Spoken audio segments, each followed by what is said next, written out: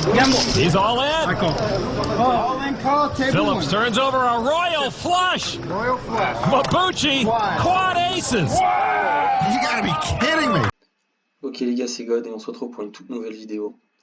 Il est minuit et je viens de finir le tournoi Skenigma payant, après avoir fait 3 fois avant-dernier, et une fois dernier je me devais de faire au moins TF une fois, et donc je vais vous faire la petite review de la TF.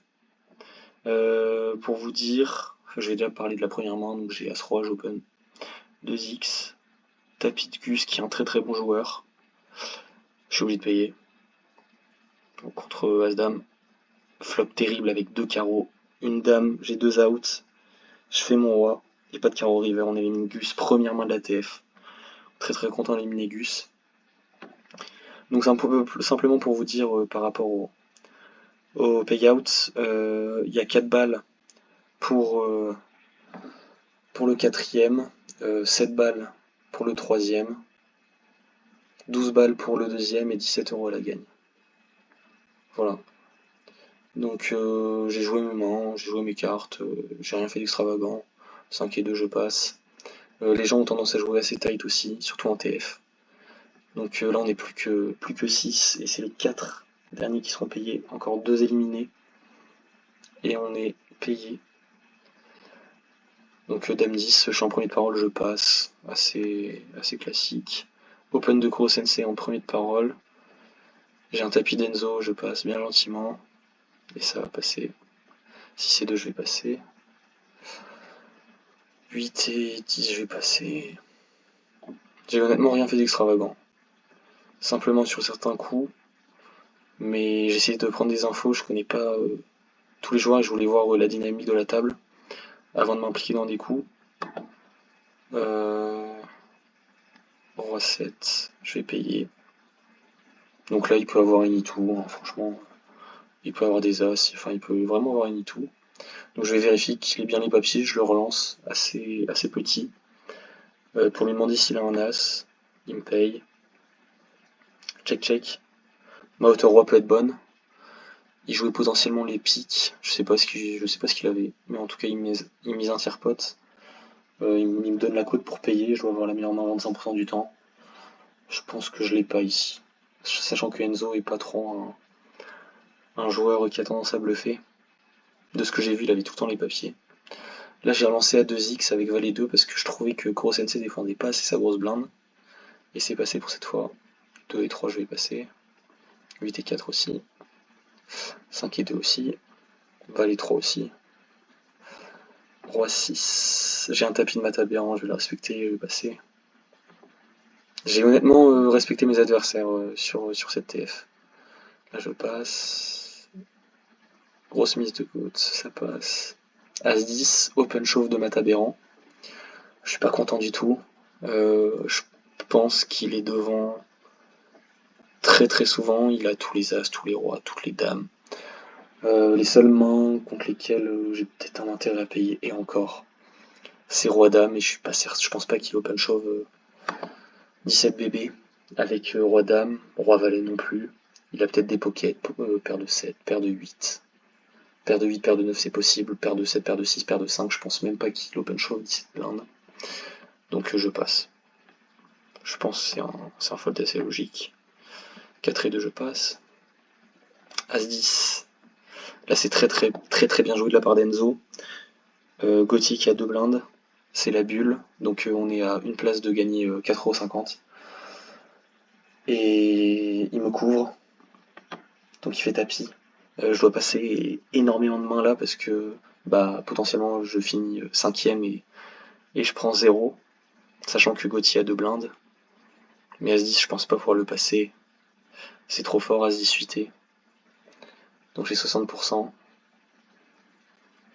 Et ça tient en double. Mais très bien joué de mettre la pression comme ça de la part d'Enzo. Là j'ai roi 2 et j'essaie de faire la même chose sur Kuro Sensei. Il va devoir passer tous ses dames 8, tous ses dames 9, tous ses dames 10, tous ses valets X qui sont en flip face à moi.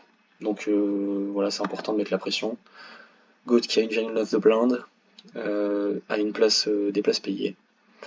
Donc il va devoir passer énormément de ses mains. Il a paire de 10. Évidemment c'est pas un fold et ça tient. Et il double. Roi 8, je passe après l'open de Matabéran. Tapis de Goat qui double. Il revient à 3 blindes, je pense. 4 blindes. 9 et 10, je passe après l'open show de Enzo. Je pense qu'il open très tight, avec des mains très fortes, et c'est pour ça que le call de Goat me paraît assez étonnant. Avec Roi Valet, Enzo qui a As-Roi. Toujours pareil, il y a une place des places payées, il a 3 blindes, Goat en a 4. Il a aucun intérêt à faire tapis avec des mains moyennes. Et Gauthier n'a aucun intérêt à payer avec Roi Valet selon moi. Au mieux, il est en flip. Et là, en l'occurrence, il est en 70-30. Et il tombe à 1,2 blinde. Open Dame Valet. Call de Matabéran. Là, j'ai un c-bet de toute ma range, je pense. Je pense que je paye toute ma range. Mipo, pour essayer de le faire passer tout de suite. Et ça marche. Très content. Dame 5, tapis de Goat. Relancé par Matabéran. J'ai Dame 5, il n'y a rien à faire. Roi 10 face à la suite. Et on est payé. Tout ça sur 5 €. 9 et 2, je passe. Tapis de Enzo. Passe. Roi 5, là je vais mettre la pression. Je relance à 2x. J'ai une bonne main. J'ai la position. C'est un 2x logique. Et c'est normal de mettre la pression quand t'es chip leader. Ça passe. Dame 7. Ça passe. 8 et 6. Pareil, toujours dans l'optique de mettre la pression sur la blinde de gros sensei que je trouve qu'il défend pas assez. En l'occurrence, il va la défendre. Bien joué à lui. Valet 3. Toujours dans l'optique de mettre la pression. Gros sensei a réfléchi très longtemps, il va shove. Face à ma range, c'est complètement normal. Juste, il y a Matabéran derrière, qui se réveille avec paire de 7. Et on joue un flip. Et Matabéran qui le gagne, on n'est plus que 3. Tout s'assuré de 8 balles. Je passe 4 et 7. Limp de Matabéran, shove de Enzo, qui est très short, 8 blindes. Payé. Donc Matabéran qui était en trap, il aime bien trap ses grosses mains. Et ça tient. Malgré